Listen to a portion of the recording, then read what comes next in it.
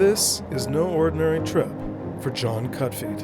We're leaving from Sulakad, and then we'll go up to KI. It's 269 miles.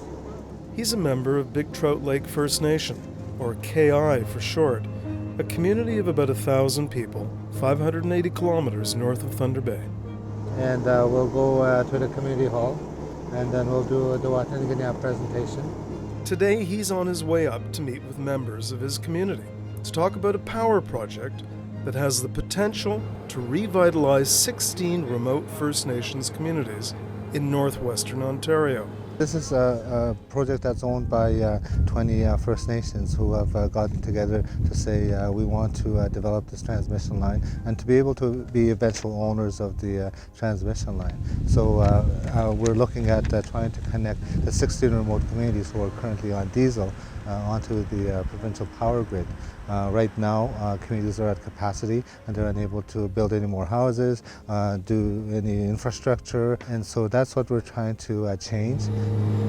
It's clear this is no ordinary power project. For the first time in Ontario, First Nations communities are in the driver's seat. They are majority owners of the project and have partnered with experienced industry leaders. This is precedent setting in Canada. Jerry Vananetti is with Renewable Energy Systems Canada, who've partnered with Fortis Ontario and the 20 First Nations communities to form the licensed transmission company called Wataynikaneyap Power. First Nations have responsibilities for their land and they want to take responsibility for their economic future. And they've created a partnership here, and we've joined their partnership to help them realize their dream of economic self-determination. The roots of this power project really began with First Nations around 2008-2009. Scott Hawkes is president of Wataynikaneyap Power and VP of Corporate Services for Fortis Ontario. This power project is unique, I would say, from the outset, in that it's been run by First Nations, for First Nations. They've been working and investing in this project up to this point, and they now need a transmitter to bring it to the finish line.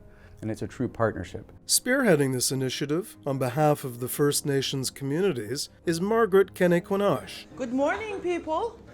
Good morning, Margaret. Chair of Wataynikaneyap Power. I'm not aware of any major development or infrastructure development that's currently happening where 20 First Nations are in partnership and agreeing to work together on a development initiative like this. And we got to start moving together on these initiatives and working towards building that capacity and creating that hope for the future.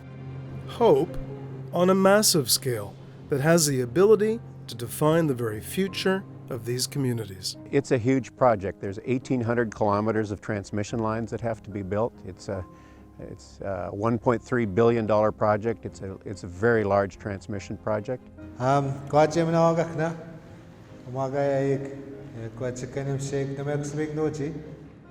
Cutfeet regularly makes presentations on behalf of Wataynikaneyap Power to the different communities as part of an ongoing engagement process to get the community's feedback on where those transmission lines should go. I'd like to say thank you for allowing us to come into your community. I just want to share a little bit about the project called Wataynikaneyap. You know, not having a connection to the grid is something that I don't think people from Southern Ontario can relate to. Things like water quality, security of food supply, and the ability to have a home or build a new home are all at stake here.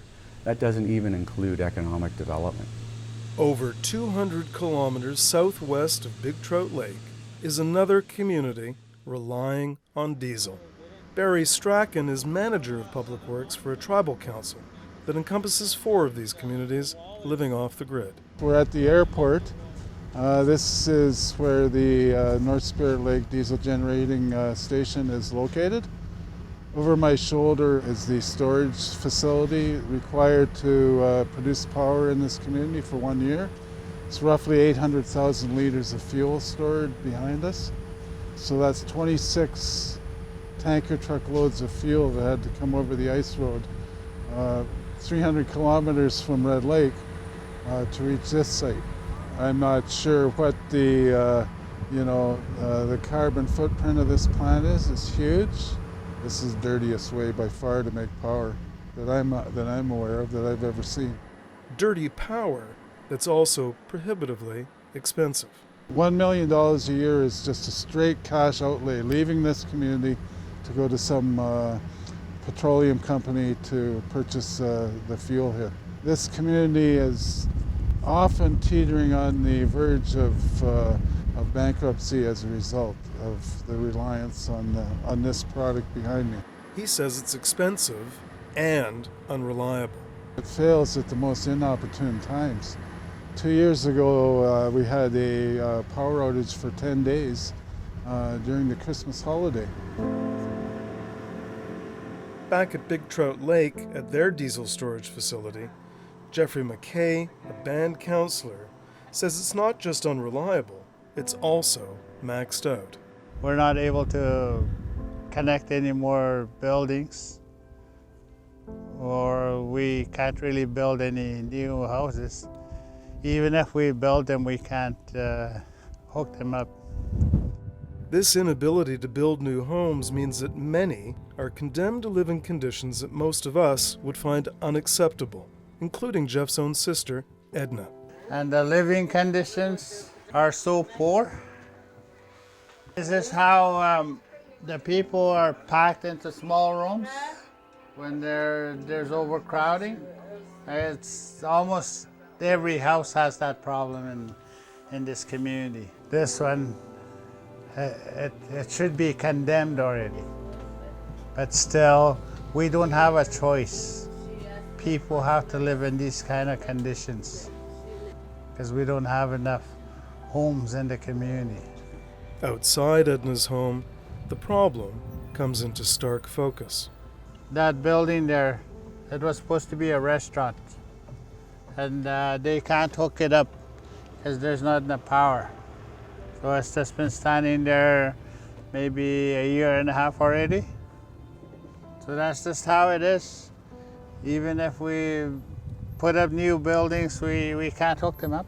That's the reality of life in these northern communities, and why they're so desperate for a change that will allow them to take charge of their future. It can't happen soon enough. There is a sense of urgency. You know, best case scenario, we're looking at probably 10 years before the grid will get to this community. But it's a light at the end of the tunnel versus, staying reliant on this equipment, staying reliant on government to fund upgrades to the system. Yeah, it's going to be a huge impact for North Spirit Lake once the grid gets here. I think a lot of communities are putting a lot of faith and a lot of confidence into Wataynikaneyap Power. Wataynikaneyap, I feel, will pave a way and change the landscape of how we do business with everyone in Ontario and Canada. Our communities want to invest into business economic opportunities. They want to build opportunities for the younger generation coming up. So it's a bigger vision than just bringing a line into the communities. The federal government has got to come to the table. They've got to help us put these funding frameworks in place. The provincial government's ready. I believe the federal government's ready. We'll see it. The proof will be in the pudding. There may be a lot of hurdles still to cross, but for John Cutfeet, there's real momentum for this project and real hope for the future.